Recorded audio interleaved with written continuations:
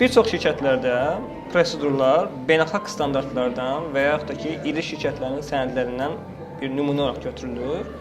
Yəni bu adətən, yəni bu yanaşma real iş mühitində hansı problemlərə səbəb olur? Sözün düzü Elton bəy, yəni bu yanaşma bütün dünyada tətbiq olunan bir yanaşmadır. Təbii ki, hamı hardansa bir best practice olaraq prosedurlar götürür, istifadə eləyir.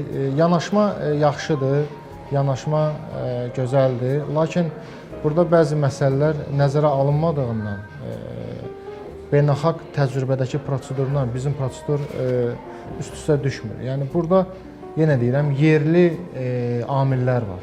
Məsələn, xarici prosedurda yazıla bilər elə bir şeylər ki, hansı ki 21-ci əsrin tamı-tamına tələblərinə cavab verir. Lakin bizdə əfsuslar olsun ki, hələ də idarələr, təşkilatlar var ki, Sovet dövründən, Sovet dönəmindən qalma hələ də avadanlıqları işlədirlər, doğruları işlədirlər.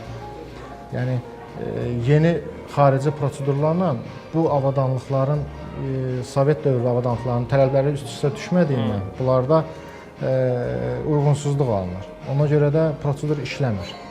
Prosedur işləmir. Gözəl.